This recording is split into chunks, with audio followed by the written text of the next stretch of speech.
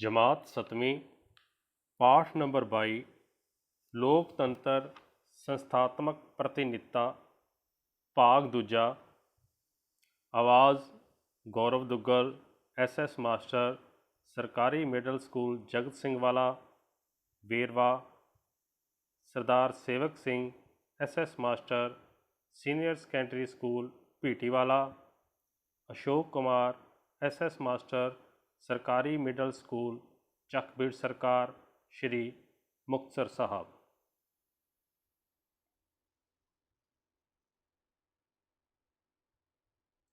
लोकतंत्र का अर्थ। लोकतंत्र सरकार लोकां दी लोकां लई अते लोकां द्वारा हुंदी है। पुराने समय विच सिद्धा लोकतंत्र सी, भाव लोक आप शासन चलाउंदे सन, पर हुण लोक अपना शासन प्रबंध असिधे तौर ते भाव अपने राही चुने हुए प्रतिनिधिां राही चलाउंदे हन। इन्हां प्रतिनिधिां दी चोण एक विशेष चोण प्रणाली राही 5 साल लई कीती जांदी है।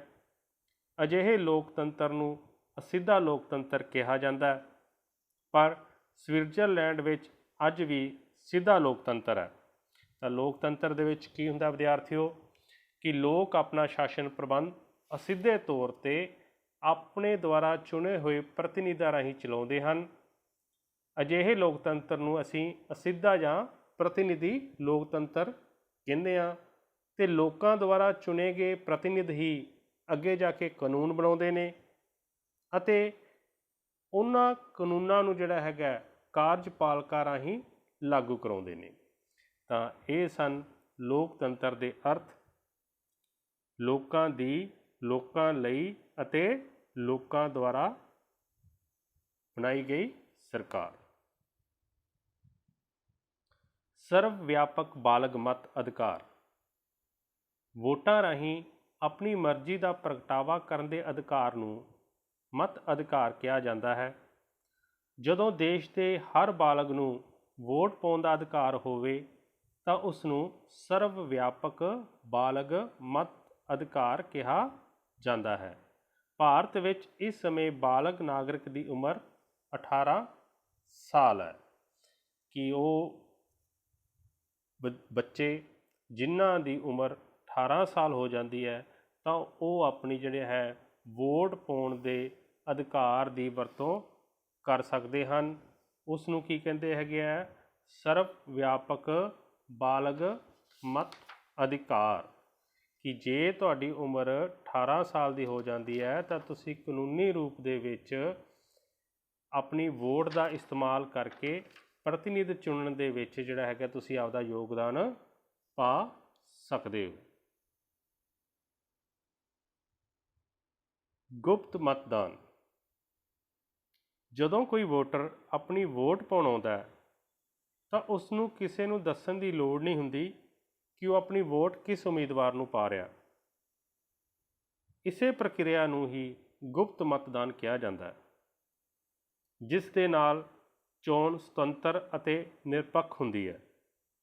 वोटर चोणां वाले दिन EVM मशीन का बटन दबा के अपने गुप्त मत की वरतों करता है, जिवें कि असी तस्वीर दे विच देख रहे हैं। इस दे विच की है कि जिस दिन वोटां पै रहीआं ने लोग अपने जो केंद्र बनया हुआ है स्थान बनया है जिथे वोटां पैणियां ने उत्थे जांदे ने अपना आधार कार्ड या वोटर कार्ड वगैरह लैके ते उत्थे बाकी सारी जिहड़ी प्रक्रिया पूरी करन तो बाद उन्हां दे उंगल दे उपर जदों निशान लाउण तो बाद उन्हां नूं उसे कमरे दे विच एक स्क्रीन लगी हुंदी है साइड दे उपर, उहदे विच बैल्ट बॉक्स पिया हुंदा हैगा। जे डब्बे दे राही चोणां हो रही ने पर क्योंकि वो अजकल नहीं हुंदियां गईयां तां अंदर एक मशीन पई हैगी है जिहड़ी कि आपां पिछले भाग दे विच तुहानूं समझा चुके हैं। तां वो किसी नूं दिखाई नहीं दिंदा कि तुसी किस बटन नूं जिहड़ा हैगा नप रहे हो, किस उम्मीदवार नूं तुसी वोट पा रहे हो। तां इस नूं जिहड़ा आपां कहांगे गुप्त मतदान कि वोटर अपनी वोट किसी नूं दस्से तो बिना पाउंदा है और इसे विच ही जिहड़ा सुतंत्र अते निरपक्ष चोणां ਹੋ ਸਕਦੀਆਂ ਹਨ ਕਿ ਜਿੰਨਾ ਚਿਰ ਗੁਪਤ ਮਤਦਾਨ ਹੋ ਰਿਹਾ ਹੈਗਾ ਉਹੀ ਜਿਹੜਾ ਹੈਗਾ ਲੋਕਤੰਤਰ ਦੀ ਜਿਹੜੀ ਹੈਗੀ ਇੱਕ ਆਪਾਂ ਨਹੀਂ ਕਹਿ ਸਕਦੇ ਹਾਂ।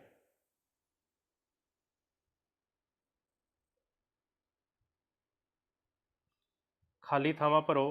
ਹੁਣ ਆਪਾਂ ਦੁਹਰਾਈ ਕਰਾਂਗੇ ਜੋ ਆਪਾਂ ਪਿੱਛੇ ਕੰਮ ਕਰਕੇ ਆਏ ਹਾਂ ਖਾਲੀ ਥਾਵਾਂ ਦੇ ਰੂਪ ਦੇ ਵਿੱਚ। ਲੋਕਤੰਤਰੀ ਸਰਕਾਰ ਲੋਕਾਂ ਦੀ, ਲੋਕਾਂ ਲਈ ਅਤੇ ਡੈਸ਼ ਸਰਕਾਰ ਹੁੰਦੀ ਹੈ। ਲੋਕਤੰਤਰੀ ਸਰਕਾਰ ਲੋਕਾਂ ਦੀ, ਲੋਕਾਂ ਲਈ ਅਤੇ ਡੈਸ਼ ਸਰਕਾਰ ਹੁੰਦੀ ਹੈ। ਪ੍ਰਤੀਨਿਧਤਾ ਦਾ ਡੈਸ਼ ਅੰਗ ਚੋਣਾਂ ਹਨ। ਪ੍ਰਤੀਨਿਧਤਾ ਦਾ ਡੈਸ਼ ਅੰਗ ਚੋਣਾਂ ਹਨ। ਪ੍ਰਤੀਨਿਧੀ ਸਰਕਾਰ ਵਿੱਚ ਚੁਣੇ ਹੋਏ ਪ੍ਰਤੀਨਿਧੀ ਹੀ ਡੈਸ਼ ਬਣਾਉਂਦੇ ਹਨ।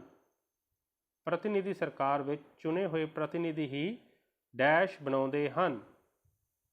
ਭਾਰਤ ਵਿੱਚ ਚੋਣ ਪ੍ਰਕਿਰਿਆ ਡੈਸ਼ ਵੱਲੋਂ ਕਰਵਾਈ ਜਾਂਦੀ ਹੈ। ਭਾਰਤ ਵਿੱਚ ਚੋਣ ਪ੍ਰਕਿਰਿਆ ਡੈਸ਼ ਵੱਲੋਂ ਕਰਵਾਈ ਜਾਂਦੀ ਹੈ। ਚੋਣ ਕਮਿਸ਼ਨਰ ਦੀ ਨਿਯੁਕਤੀ ਡੈਸ਼ ਵੱਲੋਂ ਕੀਤੀ ਜਾਂਦੀ ਹੈ।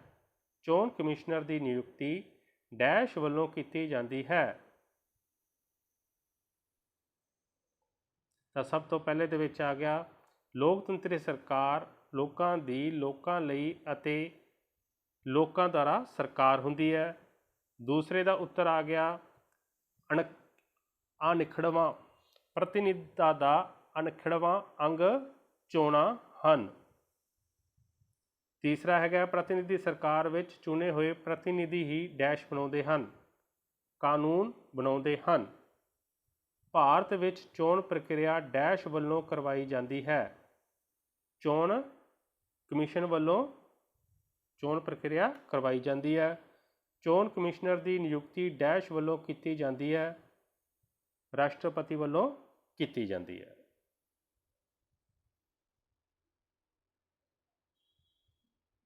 ਸਹੀ ਗੱਲ 'ਤੇ ਨਿਸ਼ਾਨ ਲਗਾਓ। ਵੋਟ ਦੁਆਰਾ ਆਪਣੀ ਮਰਜ਼ੀ ਦਾ ਪ੍ਰਗਟਾਵਾ ਕਰਨ ਦੇ ਅਧਿਕਾਰ ਨੂੰ ਹੀ ਮਤ ਅਧਿਕਾਰ ਕਿਹਾ ਜਾਂਦਾ ਹੈ। ਸਹੀ ਹੈ। ਦੇਸ਼ ਦੇ ਚੁਣੇ ਬਾਲਗਾਂ ਨੂੰ ਵੋਟ ਦੇਣ ਦਾ ਅਧਿਕਾਰ ਸਰਵ ਵਿਆਪਕ ਬਾਲਗ ਵੋਟ ਅਧਿਕਾਰ ਕਿਹਾ ਜਾਂਦਾ ਹੈ। ਗਲਤ ਹੈ। ਭਾਰਤ ਵਿੱਚ ਇਸਤਰੀਆਂ ਨੂੰ ਵੋਟ ਪਾਉਣ ਦਾ ਅਧਿਕਾਰ ਨਹੀਂ ਹੈ। ਗਲਤ ਹੈ। ਵੋਟ ਪਾਉਣ ਦਾ ਅਧਿਕਾਰ ਹੈ। ਛੋਟੀ ਉਮਰ, ਮੰਦਬੁੱਧੀ ਅਤੇ ਮੁਲਾਜ਼ਮ ਨੂੰ ਵੋਟ ਪਾਉਣ ਦਾ ਅਧਿਕਾਰ ਨਹੀਂ ਹੈ। ਸਹੀ ਹੈ। ਭਾਰਤ ਵਿੱਚ ਹੁਣ ਤੱਕ 16 ਲੋਕ ਸਭਾ ਚੋਣਾਂ ਹੋ ਚੁੱਕੀਆਂ ਹਨ। ਸਹੀ ਹੈ। ਗੁਪਤ ਮਤਦਾਨ ਦਾ ਮਤਲਬ ਬਿਨਾਂ ਕਿਸੇ ਨੂੰ ਦਿਖਾਏ ਵੋਟ ਪਾਉਣਾ ਹੈ। ਸਹੀ ਹੈ। ਅੱਜ ਕੱਲ੍ਹ ਵੋਟਾਂ ਇਲੈਕਟ੍ਰੋਨਿਕ ਮਸ਼ੀਨਾਂ ਦੁਆਰਾ ਪੈਂਦੀਆਂ ਹਨ। ਸਹੀ ਹੈ। ਕੋਈ ਵੀ ਆਪਣੀ ਮਰਜ਼ੀ ਨਾਲ ਕਿਸੇ ਵੀ ਉਮੀਦਵਾਰ ਨੂੰ ਵੋਟ ਪਾ ਸਕਦਾ ਹੈ। ਸਹੀ ਹੈ। ਆਪਣੀ ਮਰਜ਼ੀ ਨਾਲ ਪਾ ਸਕਦਾ ਹੈ। ਵੋਟ ਪਾਉਣ ਤੋਂ ਬਾਅਦ ਪਤਾ ਲੱਗ ਜਾਂਦਾ ਹੈ ਕਿ ਕਿਸ ਨੂੰ ਵੋਟ ਪਾਈ ਹੈ। ਗਲਤ ਹੈ। ਇਹ ਪਤਾ ਨਹੀਂ ਲੱਗਦਾ ਗਾ। ਚੋਣਾਂ ਰਾਹੀਂ ਲੋਕ ਸਰਕਾਰ ਬਦਲ ਸਕਦੇ ਹਨ। ਸਹੀ ਹੈ। ਬਦਲ ਸਕਦੇ ਹਨ ਸਰਕਾਰ। ਅੱਗੇ ਆਪਾਂ ਦੇਖਾਂਗੇ ਚੋਣ ਪ੍ਰਕਿਰਿਆ। ਚੋਣ ਪ੍ਰਕਿਰਿਆ ਦਾ ਸਾਰਾ ਕੰਮ ਚੋਣ ਕਮਿਸ਼ਨ ਵੱਲੋਂ ਕੀਤਾ ਜਾਂਦਾ ਹੈ। ਸਭ ਤੋਂ ਪਹਿਲਾਂ ਦੇਸ਼ ਦੇ ਰਾਸ਼ਟਰਪਤੀ ਜਾਂ ਰਾਜ ਦੇ ਰਾਜਪਾਲ ਦੁਆਰਾ ਚੋਣਾਂ ਦੀ ਤਰੀਕ ਦਾ ਐਲਾਨ ਕੀਤਾ ਜਾਂਦਾ ਹੈ। ਤਾਂ ਹੁੰਦਾ ਕੀ ਹੈ ਕਿ ਜਦੋਂ ਚੋਣ ਪ੍ਰਕਿਰਿਆ ਸ਼ੁਰੂ ਹੋਣੀ ਹੁੰਦੀ ਹੈ ਤਾਂ ਸਭ ਤੋਂ ਪਹਿਲਾਂ ਜਿਹੜਾ ਹੈਗਾ ਦੇਸ਼ ਦੇ ਰਾਸ਼ਟਰਪਤੀ ਜਾਂ ਰਾਜ ਦੇ ਰਾਜਪਾਲ ਚੋਣਾਂ ਦੀ ਤਰੀਕ ਨਿਸ਼ਚਿਤ ਕਰਦੇ ਨੇ, ਤਰੀਕ ਦਾ ਐਲਾਨ ਕਰਦੇ ਨੇ। ਉਸ ਤੋਂ ਬਾਅਦ ਚੋਣ ਕਮਿਸ਼ਨ ਉਹਦੇ ਉੱਪਰ ਆਪਣਾ ਚੋਣਾਂ ਨੂੰ ਸਿਰੇ ਚੜ੍ਹਾਉਣ ਲਈ ਆਪਣਾ ਕੰਮ ਜਾਂ ਪ੍ਰਕਿਰਿਆ ਜਿਹੜੀ ਹੈਗੀ ਹੈ ਉਸ ਨੂੰ ਸ਼ੁਰੂ ਕਰਦਾ ਹੈ। ਨੰਬਰ 2, ਉਸ ਤੋਂ ਬਾਅਦ ਰਾਜਨੀਤਿਕ ਦਲਾਂ ਦੁਆਰਾ ਉਮੀਦਵਾਰਾਂ ਦੀ ਚੋਣ ਕੀਤੀ ਜਾਂਦੀ ਹੈ ਜਿਨ੍ਹਾਂ ਦੀ ਉਮਰ 25 ਸਾਲ ਤੋਂ ਵੱਧ ਹੋਵੇ। ਤਾਂ ਜਦੋਂ ਚੋਣਾਂ ਦੀ ਤਰੀਕ ਨਿਸ਼ਚਿਤ ਹੋ ਜਾਂਦੀ ਹੈ ਤਾਂ ਰਾਜਨੀਤਿਕ ਦਲ ਆਪਣੇ ਉਮੀਦਵਾਰਾਂ ਦੀ ਚੋਣ ਕਰਦੇ ਹੈ ਜਿਨ੍ਹਾਂ ਨੂੰ ਚੋਣਾਂ ਉਹਨਾਂ ਨੇ ਅੱਗੇ ਲੜਾਉਣੀਆਂ ਹੁੰਦੀਆਂ ਹੈਗੀਆਂ, ਔਰ ਉਹਨਾਂ ਉਮੀਦਵਾਰਾਂ ਦੀ ਚੋਣ ਕੀਤੀ ਜਾਂਦੀ ਹੈ ਜਿਨ੍ਹਾਂ ਦੀ ਜਿੱਤਣ ਦੀ ਆਸ ਹੁੰਦੀ ਹੈ। ਤਾਂ ਉਮੀਦਵਾਰ ਦੀ ਉਮਰ ਜਿਹੜੀ ਹੈਗੀ ਆ ਉਹ 25 ਸਾਲ ਤੋਂ ਵੱਧ ਹੋਣੀ ਚਾਹੀਦੀ ਹੈ। ਉਸ ਤੋਂ ਬਾਅਦ ਉਮੀਦਵਾਰਾਂ ਵੱਲੋਂ ਨਾਮਜ਼ਦਗੀ ਪੱਤਰ ਭਰੇ ਜਾਂਦੇ ਹਨ ਤੇ ਵਾਪਸ ਲਏ ਜਾਂਦੇ ਹਨ। ਤਾਂ ਜਦੋਂ ਤਰੀਕ ਦਾ ਐਲਾਨ ਹੋ ਜਾਂਦਾ, ਉਮੀਦਵਾਰਾਂ ਦੀ ਰਾਜਨੀਤਿਕ ਦਲਾਂ ਵੱਲੋਂ ਚੋਣ ਹੋ ਜਾਂਦੀ ਹੈ, ਫਿਰ ਉਹ ਉਮੀਦਵਾਰ ਡਿਪਟੀ ਕਮਿਸ਼ਨਰ ਆਫਿਸ ਜਾ ਕੇ ਜਾਂ SDM ਦੇ ਦਫ਼ਤਰ ਜਾ ਕੇ ਆਪਣੇ ਨਾਮਜ਼ਦਗੀ ਪੱਤਰ ਭਰਦੇ ਨੇ। ਉਹਨਾਂ ਦੀ ਇੱਕ ਤਰੀਕ ਨਿਸ਼ਚਿਤ ਹੁੰਦੀ ਹੈ ਵੀ ਇੰਨੀ ਤਰੀਕ ਤੱਕ ਤੁਸੀਂ ਜਿਹੜੇ ਆਪਣੇ ਫਾਰਮ ਭਰ ਸਕਦੇ ਹੋ। ਔਰ ਫਿਰ ਜੇ ਤੁਸੀਂ ਉਹ ਨਾਮਜ਼ਦਗੀ ਪੱਤਰ ਵਾਪਸ ਵੀ ਲੈਣਾ ਚਾਹੁੰਦੇ ਹੋ ਕਿ ਤੁਹਾਡਾ ਮੰਨ ਲਓ ਵਿਚਾਰ ਬਦਲ ਗਿਆ ਕਿ ਮੈਂ ਚੋਣ ਨਹੀਂ ਲੜਨਾ ਚਾਹੁੰਦਾ, ਤਾਂ ਉਹਦੇ ਬਾਰੇ ਵੀ ਇੱਕ ਨਿਸ਼ਚਿਤ ਤਰੀਕ ਹੁੰਦੀ ਹੈਗੀ ਹੈ। ਔਰ ਜੋ ਰਿਟਰਨਿੰਗ ਆਫਿਸਰ ਹੁੰਦੇ ਆ ਉਹ ਸਾਰੇ ਜਿਹੜੇ ਹੈਗੇ ਆ ਉਹ ਨਾਮਜ਼ਦਗੀ ਪੱਤਰ ਨੂੰ ਚੈੱਕ ਕਰਦੇ ਹੈਗੇ ਆ। ਜੇ ਕਾਨੂੰਨ ਦੇ ਮੁਤਾਬਕ ਜਿਹੜੀਆਂ ਸਾਰੀਆਂ ਜੇ ਉਮੀਦਵਾਰ ਸ਼ਰਤਾਂ ਪੂਰੀਆਂ ਕਰਦਾ ਤਾਂ ਉਹ ਚੋਣ ਲੜ ਸਕਦਾ, ਨਹੀਂ ਤਾਂ ਉਹਨਾਂ ਦਾ ਨਾਮਜ਼ਦਗੀ ਪੱਤਰ ਜਿਹੜਾ ਹੈਗਾ ਉਹ ਮੁਅੱਤਲ ਕਰ ਦਿੰਦੇ ਹੈਗੇ ਆ, ਉਹ ਚੋਣ ਲੜਨ ਦੇ ਸਮਰਥ ਨਹੀਂ ਰਹਿੰਦਾ। 4 ਨੰਬਰ 'ਤੇ ਅਸੀਂ ਦੇਖਦੇ ਹਾਂ, ਫਿਰ ਉਮੀਦਵਾਰਾਂ ਨੂੰ ਚੋਣ ਕਮਿਸ਼ਨ ਵੱਲੋਂ ਚੋਣ ਨਿਸ਼ਾਨ ਦਿੱਤੇ ਜਾਂਦੇ ਆ। ਔਰ ਉਸ ਤੋਂ ਬਾਅਦ ਉਮੀਦਵਾਰਾਂ ਨੂੰ ਚੋਣ ਕਮਿਸ਼ਨ ਵੱਲੋਂ ਨਿਸ਼ਾਨ ਚੋਣ ਦੇ ਜਿਹੜੇ ਆ ਦਿੱਤੇ ਜਾਂਦੇ ਆ। ਜਿਹੜੀਆਂ ਤਾਂ ਵੱਡੀਆਂ ਰਾਜਨੀਤਿਕ ਦਲ ਹੈਗੇ ਆ ਜਾਂ ਕੋਈ ਖੇਤਰੀ ਪਾਰਟੀਆਂ ਹੈਗੀਆਂ, ਉਹਨਾਂ ਦੀਆਂ ਤਾਂ ਚੋਣ ਨਿਸ਼ਾਨ ਜਿਹੜੇ ਹੈਗੇ ਆ ਉਹ ਪੱਕੇ ਹੀ ਹੁੰਦੇ ਹੈਗੇ ਆ, ਜਿਵੇਂ ਰਾਸ਼ਟਰੀ ਦਲਾਂ ਦੇ ਜਿਹੜੇ ਚੋਣ ਨਿਸ਼ਾਨ ਹੈਗੇ ਆ। ਔਰ ਜਿਹੜੇ ਕੋਈ ਆਜ਼ਾਦ ਉਮੀਦਵਾਰ ਹੁੰਦੇ ਹੈਗੇ ਆ ਜਾਂ ਪਹਿਲੀ ਵਾਰੀ ਚੋਣ ਲੜ ਰਹੇ ਹੁੰਦੇ ਹੈਗੇ ਆ, ਉਹਨਾਂ ਨੂੰ ਨਵੇਂ ਸਿਰੇ ਤੋਂ ਚੋਣ ਕਮਿਸ਼ਨ ਚੋਣ ਨਿਸ਼ਾਨ ਦਿੰਦਾ ਹੈਗਾ। ਹਰੇਕ ਰਾਜਨੀਤਿਕ ਦਲ ਚੋਣ ਮਨੋਰਥ ਪੱਤਰ ਜਾਰੀ ਕਰਕੇ ਲੋਕਾਂ ਨਾਲ ਵਾਅਦੇ ਕਰਦਾ ਹੈ ਤੇ ਉਹ ਚੋਣ ਜਿੱਤਣ ਤੋਂ ਬਾਅਦ ਲੋਕਾਂ ਲਈ ਕਿਹੜੇ ਕੰਮ ਕਰੇਗਾ। ਤਾਂ ਹਰੇਕ ਰਾਜਨੀਤਿਕ ਦਲ ਨੇ ਆਪਣੀਆਂ ਵੋਟਾਂ ਲੈਣ ਦੇ ਲਈ ਲੋਕਾਂ ਦੇ ਵਿੱਚ ਇੱਕ ਚੋਣ ਮਨੋਰਥ ਪੱਤਰ ਜਿਹੜਾ ਹੈਗਾ ਉਹ ਜਾਰੀ ਕਰਨਾ ਹੁੰਦਾ ਹੈਗਾ, ਜਿਸ ਦੇ ਵਿੱਚ ਉਹ ਦੱਸਦੇ ਹੈਗੇ ਆ ਕਿ ਅਸੀਂ ਚੋਣ ਜਿੱਤਣ ਤੋਂ ਬਾਅਦ ਲੋਕਾਂ ਲਈ, ਸਮਾਜ ਲਈ, ਦੇਸ਼ ਲਈ ਜਿਹੜੀ ਹੈਗੇ ਆ ਅਸੀਂ ਕੰਮ ਕਰਾਂਗੇ, ਤਾਂ ਕਿ ਲੋਕ ਜਾਂ ਵੋਟਰ ਉਸ ਨੂੰ ਪੜ੍ਹ ਕੇ ਜਿਹੜੇ ਉਹਨਾਂ ਨੂੰ ਠੀਕ ਲੱਗਦੇ ਆ ਵੀ ਜਿਹੜੇ ਉਹਨਾਂ ਦੇ ਹਿਸਾਬ ਨਾਲ ਕੰਮ ਕਰ ਰਹੇ ਆ ਮਨੋਰਥ ਪੱਤਰ ਦੇ ਰਾਹੀਂ ਕਰਨਗੇ, ਉਹਨਾਂ ਦੀ ਉਹ ਆਸਾਨੀ ਨਾਲ ਚੋਣ ਕਰ ਸਕਦੇ ਹੈਗੇ ਆ। 6 ਨੰਬਰ ਤੋਂ ਬਾਅਦ ਉਸ ਤੋਂ ਬਾਅਦ ਉਮੀਦਵਾਰਾਂ ਵੱਲੋਂ ਪੋਸਟਰ ਲਗਾ ਕੇ ਰੈਲੀਆਂ ਕਰਕੇ ਘਰ ਘਰ ਜਾ ਕੇ ਚੋਣ ਪ੍ਰਚਾਰ ਕੀਤਾ ਜਾਂਦਾ ਹੈਗਾ। ਤਾਂ ਜਿਵੇਂ ਆਪਾਂ ਪਿੱਛੇ ਗੱਲ ਕੀਤੀ ਹੈ ਕਿ ਚੋਣ ਮਨੋਰਥ ਪੱਤਰ ਜਾਰੀ ਕਰਦੇ ਆ ਜਦੋਂ, ਤਾਂ ਉਹਦੇ ਵਿੱਚ ਕੁਝ ਵਾਅਦੇ ਅਤੇ ਪ੍ਰੋਗਰਾਮ ਜਿਹੜੇ ਹੈਗੇ ਆ ਛਪਾਏ ਹੁੰਦੇ ਹੈਗੇ ਆ, ਜਿਨ੍ਹਾਂ ਨੂੰ ਪੜ੍ਹ ਕੇ ਵੋਟਰ ਰਾਜਨੀਤਿਕ ਦਲਾਂ ਦੇ ਪ੍ਰੋਗਰਾਮ ਅਤੇ ਜਿੱਤਣ ਤੋਂ ਉਪਰੰਤ ਅਪਣਾਈਆਂ ਜਾਣ ਵਾਲੀਆਂ ਨੀਤੀਆਂ ਬਾਰੇ ਜਦੋਂ ਲੋਕਾਂ ਨੂੰ ਪਤਾ ਲੱਗਦਾ, ਉਸ ਤੋਂ ਬਾਅਦ ਚੋਣ ਪ੍ਰਚਾਰ ਦੀ ਪ੍ਰਕਿਰਿਆ ਸ਼ੁਰੂ ਹੋ ਜਾਂਦੀ ਹੈਗੀ ਹੈ, ਜਿਸ ਦੇ ਵਿੱਚ ਉਮੀਦਵਾਰ ਆਪਣੀ ਵਧੀਆ ਕਾਰਗੁਜ਼ਾਰੀ ਦਾ ਯਕੀਨ ਦਿਵਾਉਣ ਦੇ ਲਈ ਵੱਖਰੇ ਵੱਖਰੇ ਢੰਗ ਵਰਤਦੇ ਆ, ਜਿਹਨੂੰ ਆਪਾਂ ਚੋਣ ਮੁਹਿੰਮ ਵੀ ਕਹਿ ਦਿੰਦੇ ਹਾਂ। ਜਿਵੇਂ ਤੁਸੀਂ ਦੇਖਿਆ ਹੋਊਗਾ, ਪੋਸਟਰ ਲਾਉਣੇ, ਮੀਟਿੰਗਾਂ ਕਰਨੀਆਂ, ਨੁੱਕੜ ਮੀਟਿੰਗ ਕਹਿ ਦਿੰਦੇ ਆਪਾਂ, ਘਰ ਘਰ ਜਾ ਕੇ ਲੋਕਾਂ ਨੂੰ ਆਪਦੇ ਪ੍ਰਤੀ ਪ੍ਰੇਰਿਤ ਕਰਨਾ। ਤਾਂ ਇਹ ਸਾਰੀ ਜਿਹੜੀ ਕਾਰਵਾਈ ਹੈ ਇਹ ਚੋਣ ਪ੍ਰਚਾਰ ਅਧੀਨ ਆ ਜਾਂਦੀ ਹੈ। 7 ਨੰਬਰ 'ਤੇ ਦੇਖਦੇ ਹਾਂ ਵੋਟਾਂ ਦੀ ਗਿਣਤੀ ਅਤੇ ਚੋਣ ਨਤੀਜੇ। ਤਾਂ ਇਸ ਦੇ ਵਿੱਚ ਕੀ ਹੁੰਦਾ ਹੈ ਕਿ ਅਖੀਰ ਵਿੱਚ ਚੋਣ ਕਮਿਸ਼ਨ ਦੇ ਅਮਲੇ ਦੁਆਰਾ ਵੋਟਾਂ ਦੀ ਗਿਣਤੀ ਕੀਤੀ ਜਾਂਦੀ ਹੈ। ਜਦੋਂ ਵੋਟਾਂ ਪੈ ਜਾਂਦੀਆਂ ਹੈਗੀਆਂ ਤਾਂ ਵੋਟਾਂ ਦੀ ਗਿਣਤੀ ਬਕਸਿਆਂ ਦੇ ਵਿੱਚ ਹੈਗੀ ਹੈ, ਤਾਂ ਉਸ ਹਿਸਾਬ ਨਾਲ ਗਿਣੀਆਂ ਜਾਂਦੀਆਂ ਹੈਗੀਆਂ, ਬਕਸੇ ਦੇ ਵਿੱਚੋਂ ਕੱਢ ਕੇ ਜੋ ਬੈਲਟ ਪੇਪਰ ਹੁੰਦੇ ਹੈਗੇ ਹੈ। ਅਤੇ ਜੇ ਮਸ਼ੀਨਾਂ ਰਾਹੀਂ ਹੈਗੀਆਂ ਤਾਂ ਉਹ ਮਸ਼ੀਨਾਂ ਰਾਹੀਂ ਗਿਣਤੀ ਕੀਤੀ ਜਾਂਦੀ ਹੈ। ਇਹ ਜਿਹੜੀਆਂ ਬਕਸੇ ਜਾਂ ਮਸ਼ੀਨਾਂ ਹੈਗੀਆਂ ਇਹ ਸਾਂਝੇ ਚੋਣ ਸੈਂਟਰ 'ਤੇ ਲਿਜਾ ਕੇ ਉੱਥੇ ਸਾਰੇ ਰਾਜਨੀਤਿਕ ਦਲਾਂ ਦੇ ਨੁਮਾਇੰਦੇ ਬੈਠੇ ਹੁੰਦੇ ਆ, ਉਹਨਾਂ ਦੇ ਸਾਹਮਣੇ ਜਾ ਕੇ ਗਿਣਤੀ ਕੀਤੀ ਜਾਂਦੀ ਹੈਗੀ ਹੈ। ਅਤੇ ਜਿਹੜੇ ਉਮੀਦਵਾਰ ਨੂੰ ਬਹੁਮਤ ਪ੍ਰਾਪਤ ਹੋ ਜਾਂਦਾ ਹੈਗਾ ਉਹਨੂੰ ਜਿਹੜਾ ਹੈਗਾ ਜੇਤੂ ਐਲਾਨ ਕਰ ਦਿੱਤਾ ਜਾਂਦਾ ਹੈਗਾ। ਸਹੀ ਕਰਮ 'ਚ ਲਗਾਓ। ਤਾਂ ਹੇਠਾਂ ਅਲੱਗ-ਅਲੱਗ ਪ੍ਰਕਿਰਿਆਵਾਂ ਦਿੱਤੀਆਂ ਵੋਟਾਂ ਦੇ ਨਾਲ, ਚੋਣਾਂ ਦੇ ਨਾਲ ਸੰਬੰਧਿਤ, ਜਿਵੇਂ ਛਾਣਬੀਨ ਕਰਨਾ, ਉਮੀਦਵਾਰ ਦੀ ਚੋਣ, ਨਾਮਜ਼ਦਗੀ ਪੱਤਰ ਭਰਨਾ, ਚੋਣ ਤਰੀਕ ਦਾ ਐਲਾਨ, ਨਾਮਜ਼ਦਗੀ ਪੱਤਰ ਵਾਪਸ ਲੈਣਾ, ਚੋਣ ਨਿਸ਼ਾਨ ਅਲਾਟ ਕਰਨਾ, ਚੋਣ ਮਨੋਰਥ ਪੱਤਰ, ਚੋਣ ਮੁਹਿੰਮ, ਵੋਟਾਂ ਦੇ ਨਤੀਜੇ, ਵੋਟਾਂ ਦੀ ਗਿਣਤੀ। ਤਾਂ ਇਹ ਸਾਰੀ ਪ੍ਰਕਿਰਿਆ ਇਹ ਉਲਟ ਪੁਲਟ ਲੱਗੀ ਵੀ ਹੈ। ਇਹਨੂੰ ਆਪਾਂ ਕਰਮ ਦੇ ਵਿੱਚ ਲਾਉਣਾ ਹੈਗਾ ਕਿ ਸਾਰਿਆਂ ਨਾਲ ਪਹਿਲਾਂ ਕੀ ਹੁੰਦਾ ਹੈ, ਉਸ ਤੋਂ ਅਗਲਾ ਕੀ ਸਟੈਪ ਹੈ, ਉਸ ਤੋਂ ਅੱਗੇ ਕੀ ਸਟੈਪ ਹੈ, ਆਪਾਂ ਸਟੈਪ ਵਾਈਜ਼ ਚੱਲਣਾ ਹੈਗਾ। ਤਾਂ ਇਹ ਸਿਰਫ ਵਿਦਿਆਰਥੀਓ ਤੁਹਾਡੀ ਪ੍ਰੈਕਟਿਸ ਵਾਸਤੇ ਹੈ, ਜੋ ਕਿ ਆਪਾਂ ਪਿਛਲੇ ਲੈਸਨ ਦੇ ਵਿੱਚ ਇਹਨਾਂ ਬਾਰੇ ਆਪਾਂ ਗੱਲ ਕਰਕੇ ਆਏ ਹਾਂ, ਤਾਂ ਕਿ ਤੁਹਾਨੂੰ ਸਟੈਪ ਯਾਦ ਰਹਿ ਜਾਣ।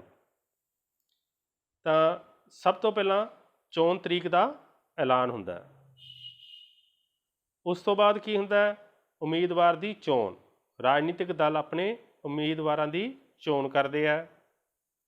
ਤੀਜੇ ਨੰਬਰ 'ਤੇ ਹੁੰਦਾ ਨਾਮਜ਼ਦਗੀ ਪੱਤਰ ਭਰਨਾ। ਫਿਰ ਉਹ ਦਲਾਂ ਦੇ ਜੇ ਉਮੀਦਵਾਰ ਆ ਉਹ ਆਪਦੇ ਕੀ ਭਰਦੇ ਆ, ਨਾਮਜ਼ਦਗੀ ਪੱਤਰ ਭਰਦੇ ਹੈਗੇ ਆ।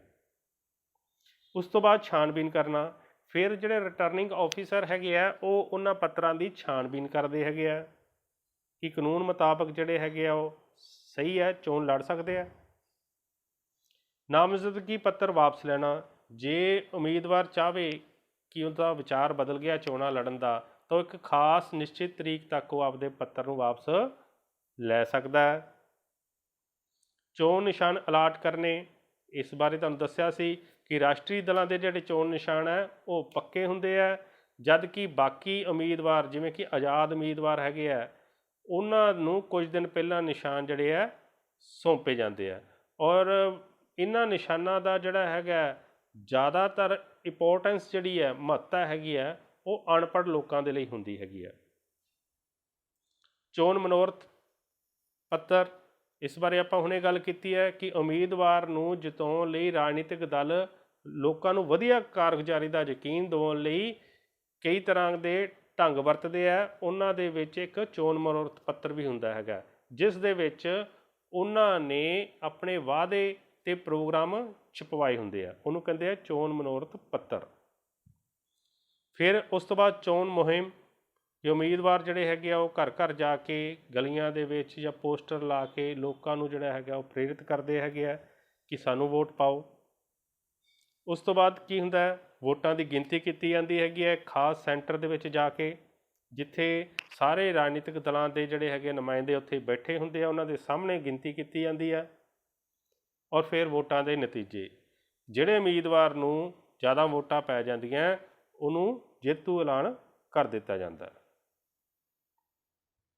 ਰਾਜਨੀਤਿਕ ਦਲ ਲੋਕਾਂ ਦਾ ਅਜਿਹਾ ਸਮੂਹ ਜਿਨ੍ਹਾਂ ਦੀ ਦੇਸ਼ ਦੇ ਰਾਜਨੀਤਿਕ ਮੁੱਦਿਆਂ ਬਾਰੇ ਇੱਕੋ ਵਿਚਾਰਧਾਰਾ ਹੋਵੇ, ਉਸ ਨੂੰ ਰਾਜਨੀਤਿਕ ਦਲ ਜਾਂ ਪਾਰਟੀ ਕਿਹਾ ਜਾਂਦਾ ਹੈ।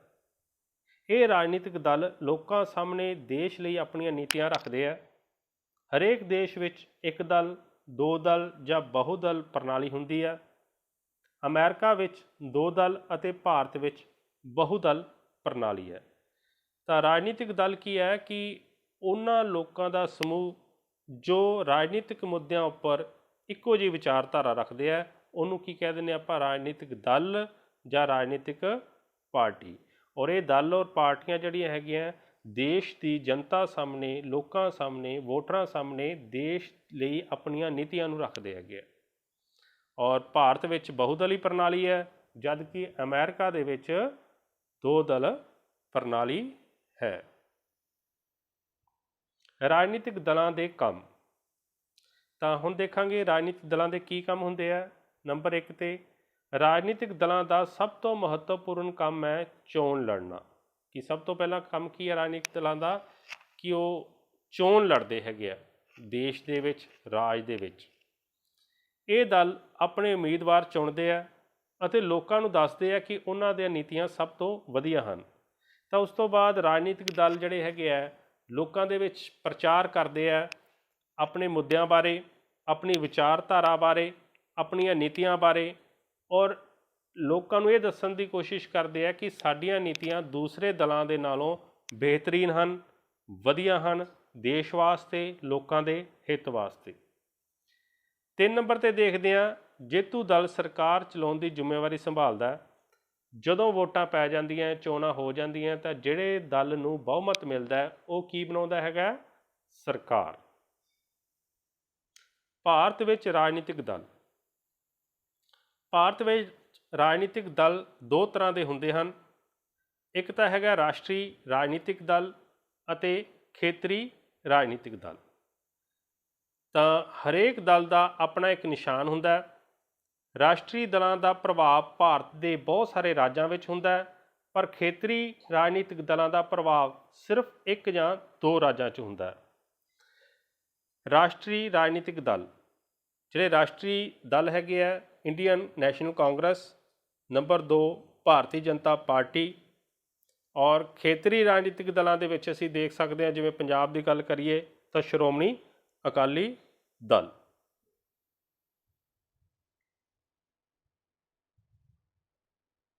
ਸਹੀ ਗਲਤ? ਰਾਜਨੀਤਿਕ ਦਲਾਂ ਦਾ ਮੁੱਖ ਕੰਮ ਚੋਣ ਲੜਨਾ ਹੈ। ਰਾਜਨੀਤਿਕ ਦਲਾਂ ਦਾ ਮੁੱਖ ਕੰਮ ਚੋਣ ਲੜਨਾ ਹੈ। ਸਹੀ ਹੈ। ਲੋਕਤੰਤਰ ਰਾਜਨੀਤਿਕ ਦਲਾਂ ਤੋਂ ਬਿਨਾਂ ਸੰਭਵ ਹੈ। ਗਲਤ ਹੈ। ਕਿਸੇ ਵੀ ਮਨੁੱਖ ਨੂੰ ਰਾਜਨੀਤਿਕ ਦਲ ਵਿੱਚ ਦਾਖਲ ਹੋਣ ਲਈ ਮਜਬੂਰ ਨਹੀਂ ਕੀਤਾ ਜਾ ਸਕਦਾ। ਬਿਲਕੁਲ ਸਹੀ ਹੈ, ਨਹੀਂ ਕੀਤਾ ਜਾ ਸਕਦਾ ਮਜਬੂਰ। ਬਹੁਮਤ ਵਾਲਾ ਰਾਜਨੀਤਿਕ ਦਲ ਵਿਰੋਧੀ ਦਲ ਦੀ ਭੂਮਿਕਾ ਨਿਭਾਉਂਦਾ ਹੈ। ਗਲਤ ਹੈ। ਵਿਰੋਧੀ ਦਲ ਸਰਕਾਰ ਚਲਾਉਂਦੇ ਹਨ। ਗਲਤ ਹੈ, ਕਿਉਂਕਿ ਬਹੁਮਤ ਪ੍ਰਾਪਤ ਜਿਨ੍ਹਾਂ ਨੇ ਕੀਤਾ ਹੁੰਦਾ ਉਹ ਸਰਕਾਰ ਚਲਾਉਂਦੇ ਹਨ। ਸਹੀ ਗਲਤ? ਜਿਹੜਾ ਅਗਲਾ ਹੈਗਾ 6 ਨੰਬਰ, ਭਾਰਤ ਵਿੱਚ ਬਹੁਦਲੀ ਪ੍ਰਣਾਲੀ ਹੈ। ਸਹੀ ਹੈ। ਅਕਾਲੀ ਦਲ ਇੱਕ ਖੇਤਰੀ ਦਲ ਨਹੀਂ ਹੈ। ਗਲਤ ਹੈ, ਕਿਉਂਕਿ ਖੇਤਰੀ ਦਲ ਹੈ। ਇੰਡੀਅਨ ਨੈਸ਼ਨਲ ਕਾਂਗਰਸ ਸਭ ਤੋਂ ਪੁਰਾਣਾ ਦਲ ਹੈ। ਸਹੀ ਹੈ। ਸ਼੍ਰੋਮਣੀ ਅਕਾਲੀ ਦਲ ਦੀ ਸਥਾਪਨਾ 1920 ਵਿੱਚ ਹੋਈ। ਸਹੀ ਹੈ। ਵਿਰੋਧੀ ਦਲ ਦੀ ਅਣਹੋਂਦ ਲੋਕਤੰਤਰ ਨੂੰ ਖਤਮ ਕਰ ਦਿੰਦੀ ਹੈ। ਸਹੀ ਹੈ।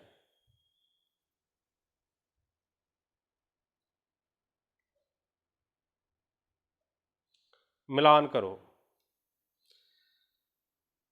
ਚੋਣ ਲੜਨ ਲਈ ਘੱਟੋ ਘੱਟ ਉਮਰ ਕਿੰਨੀ ਹੋਣੀ ਚਾਹੀਦੀ ਹੈ?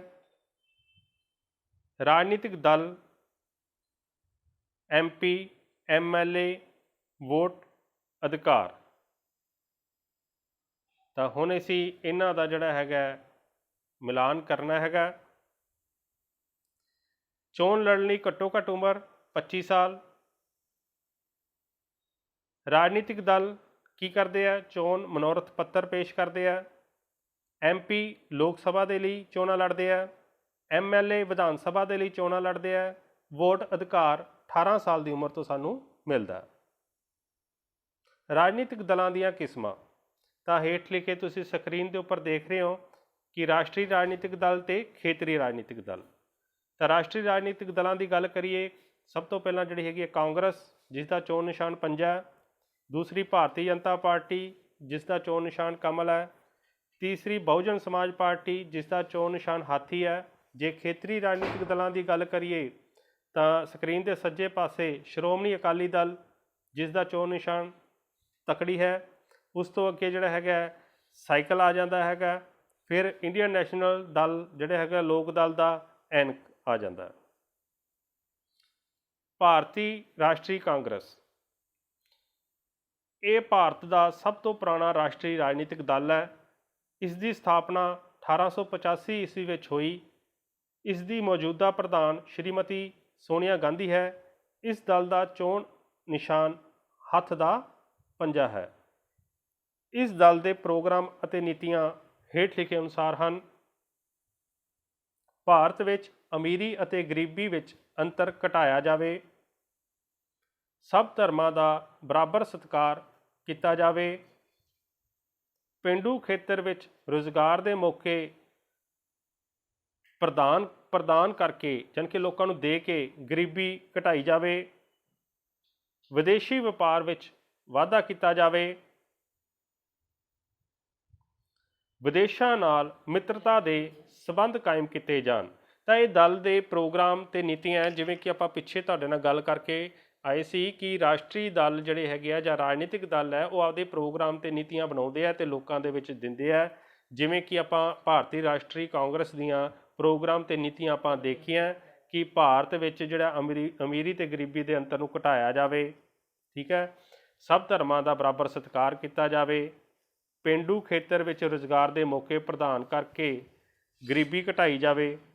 ਵਿਦੇਸ਼ੀ ਵਪਾਰ ਦੇ ਵਿੱਚ ਜਿਹੜਾ ਹੈਗਾ ਵਾਧਾ ਕੀਤਾ ਜਾਵੇ। ਵਿਦੇਸ਼ਾਂ ਨਾਲ ਮਿੱਤਰਤਾ ਦੇ ਸੰਬੰਧ ਕਾਇਮ ਕੀਤੇ ਜਾਣ।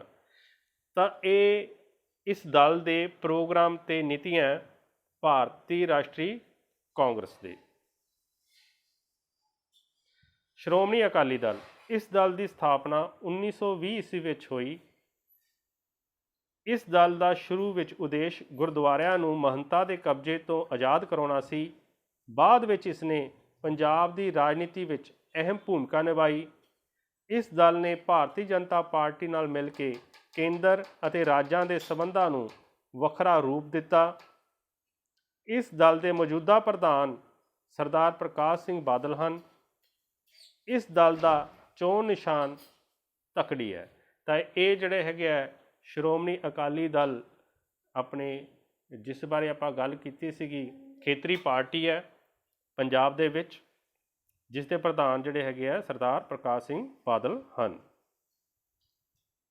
ਵਿਰੋਧੀ ਦਲ ਦੀ ਭੂਮਿਕਾ, ਸੱਤਾਧਾਰੀ ਦਲ ਤੋਂ ਬਿਨਾਂ ਜਿਹੜੇ ਦਲ ਦੇ ਮੈਂਬਰ ਰਾਜ ਵਿਧਾਨ ਪਾਲਿਕਾ ਜਾਂ ਸੰਸਦ ਵਿੱਚ ਵੱਧ ਹੁੰਦੇ ਹਨ ਉਸ ਨੂੰ ਵਿਰੋਧੀ ਦਲ ਕਿਹਾ ਜਾਂਦਾ ਹੈ। ਵਿਰੋਧੀ ਦਲ ਦੇ ਕੰਮ, ਵਿਰੋਧੀ ਦਲ ਸਰਕਾਰ ਨੂੰ ਉਸ ਦੀਆਂ ਕਮੀਆਂ ਬਾਰੇ ਚੇਤਨ ਕਰਦਾ ਹੈ, ਸਰਕਾਰ ਨੂੰ ਮਨਮਾਨੀ ਕਰਨ ਤੋਂ ਰੋਕਦਾ ਹੈ। ਵਿਰੋਧੀ ਦਲ ਨਾਗਰਿਕਾਂ ਦੇ ਅਧਿਕਾਰਾਂ ਨੂੰ ਸਰਕਾਰ ਵੱਲੋਂ ਨੁਕਸਾਨ ਨਹੀਂ ਪਹੁੰਚਾਉਣ ਦਿੰਦਾ। ਜੇ ਲੋਕਤੰਤਰ ਵਿੱਚ ਵਿਰੋਧੀ ਦਲ ਖਤਮ ਹੋ ਜਾਵੇ ਤਾਂ ਲੋਕਤੰਤਰ ਹੀ ਖਤਮ ਹੋ ਜਾਵੇਗਾ। ਜਿੱਥੇ ਬੈਠ ਕੇ ਚੁਣੀ ਹੋਈ ਸਰਕਾਰ ਲੋਕਾਂ ਲਈ ਕਾਨੂੰਨ ਬਣਾਉਂਦੀ ਹੈ, ਤਾਂ ਥੱਲੇ ਤੁਸੀਂ ਫੋਟੋਆਂ 'ਚ ਦੇਖ ਸਕਦੇ ਹੋ ਕਿ ਇੱਕ ਪਾਸੇ ਪੰਜਾਬ ਵਿਧਾਨ ਸਭਾ ਚੰਡੀਗੜ੍ਹ ਹੈ, ਦੂਸਰੇ ਪਾਸੇ ਭਾਰਤੀ ਸੰਸਦ ਜਿਹੜੀ ਦਿੱਲੀ ਹੈ। ਸਹੀ ਮਿਲਾਨ ਕਰੋ। ਚੋਣ ਆਪਣੇ ਨਿਸ਼ਾਨ ਬਣੇ ਹੈ ਔਰ ਨਾਲ ਜਿਹੜੇ ਹੈਗੇ ਆ ਉਹਨਾਂ ਦੇ ਨਾਂ ਲਿਖੇ ਹੈ, ਸਮਾਜਵਾਦੀ ਪਾਰਟੀ, ਕਾਂਗਰਸ, ਭਾਰਤੀ ਜਨਤਾ ਪਾਰਟੀ, ਬਹੁਜਨ ਸਮਾਜ party, Shiromani Akali Dal, Indian national ਲੋਕ ਦਲ। ਤਾਂ ਇਸ ਦੇ ਵਿੱਚ ਅਸੀਂ ਸਹੀ ਮਿਲਾਨ ਕਰ ਰਹੇ ਹੈਗੇ ਆ। ਸਮਾਜਵਾਦੀ ਪਾਰਟੀ ਦਾ ਸਾਈਕਲ, ਕਾਂਗਰਸ ਦਾ ਪੰਜਾ, ਭਾਰਤੀ ਜਨਤਾ ਪਾਰਟੀ ਦਾ ਕਮਲ, ਬਹੁਜਨ ਸਮਾਜ ਪਾਰਟੀ ਦਾ ਹਾਥੀ, ਸ਼੍ਰੋਮਣੀ ਅਕਾਲੀ ਦਲ ਦਾ ਤਕੜੀ, ਇੰਡੀਅਨ ਨੈਸ਼ਨਲ ਕਾਂਗਰਸ ਦੀ ਐਨਕ ਬਣੀ ਹੋਈ ਹੈ। ਤਾਂ ਇਹ ਸੀ ਸਾਡੇ ਰਾਜਨੀਤਿਕ ਦਲਾਂ ਦੇ ਚੋਣ ਨਿਸ਼ਾਨ ਅਤੇ ਉਹਨਾਂ ਪਾਰਟੀਆਂ ਦੇ ਦਲਾਂ ਦੇ ਨਾਂ। ਤਾਂ ਇਸ ਦੇ ਨਾਲ ਹੀ ਤੁਹਾਡਾ ਸਾਰਿਆਂ ਦਾ ਬਹੁਤ ਬਹੁਤ ਧੰਨਵਾਦ, ਮਿਹਰਬਾਨੀ, ਸ਼ੁਕਰੀਆ।